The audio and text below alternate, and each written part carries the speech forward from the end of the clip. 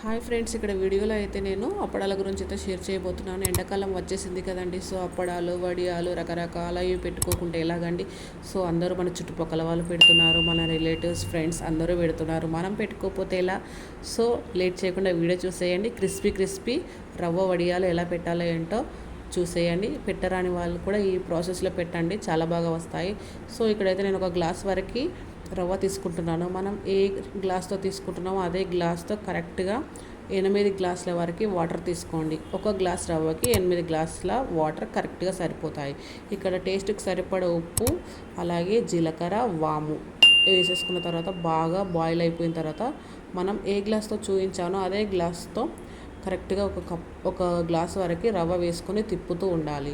So ఏమాత్రం తిప్పకపోయినా ఉండలు కట్టే ఛాన్స్ ఉంటుంది, అలాగే మనకి అడుగు అంటే ఛాన్స్ కూడా ఉంటుంది. సో ఈ విధంగా అయితే జారుడుగా ఉన్నప్పుడు ఆఫ్ చేసేసుకొని మనం పెట్టేసుకోవడమే అండి. స్పూన్తో ప్రెస్ చేయకూడదండి, గట్టిగా వచ్చేస్తాయి అప్పడాలు అనేవి. ఇలా పోసుకుంటూ వెళ్ళడమే అండి, ఎక్కువ ఇలా ఒత్తకూడదు. ఒత్తుతాయి, పలచగా అయిపోయి విరిగిపోయే ఛాన్స్ ఉంటుంది. సో చూస్తున్నారు కదా, ఈ విధంగా అయితే మొత్తం పెట్టేసుకున్నాను నేనైతే. ఇక్కడ కాటన్ క్లాత్ ఉంటుంది కదా, సో వాటిని వాటర్లో తడిపేసి పరుచుకొని పెట్టేసుకోవాలండి పెట్టేటప్పుడు. సో చూస్తున్నారు కదా, అప్పడాలు అనేవి సాయంత్రానికి ఈ విధంగా ఉన్నాయి. ఎక్కడ కూడా క్రాక్స్ రాలేవండి. మనకు అది ఏమంటారు, రవ్వ సరిగ్గా ఉడకకపోతే పగ్గులు అనేటివి వచ్చేస్తాయి అన్నమాట అప్పడాలకు. సో నేను ఇక్కడ ఏ విధంగా రిమూవ్ చేయాలనేది కూడా చూపిస్తున్నాను. కింద నేనైతే 2 క్లాతులు వేసుకొని వేసానండి, తీసేటప్పుడు ఈజీగా ఉంటుందని. సో మనం పైన ఉన్న క్లాత్లో వేసాం కాబట్టి దాన్ని బ్యాక్ సైడ్ టర్న్ చేసుకొని సో వాటర్ చల్లుకుంటూ తీయాలండి.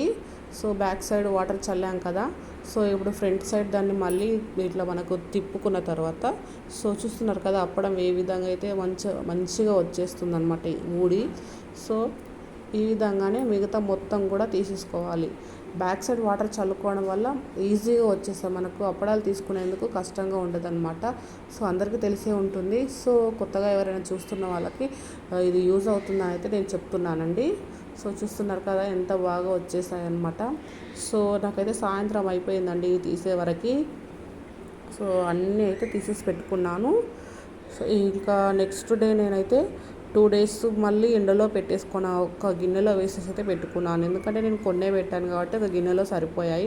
మనం 3 days కంటిన్యూగా ఎండలో పెట్టేసుకున్నామంటే మంచిగా డ్రై అయిపోతాయండి. ఎందుకంటే చాలా రోజులు నిలువ ఉంటాయి కదా, 1 సంవత్సరం వరకు కూడా ఉంటాయి. కాబట్టి మంచిగా ఎండలో పెట్టేసుకోవాలి.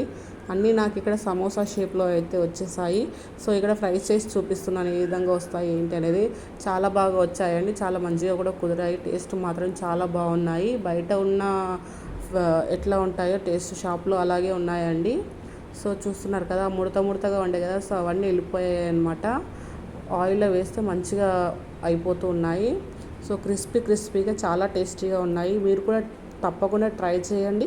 కొత్తగా చూస్తున్న వాళ్ళైతే సబ్స్క్రైబ్ చేసుకోండి ఛానల్ని. ఎలా వచ్చాయి ఏంటి అనేది కూడా నాకు కామెంట్స్ సెక్షన్లో తప్పకుండా షేర్ చేయండి. అలాగే వీడియో నచ్చితే ఒక లైక్ చేసుకోండి.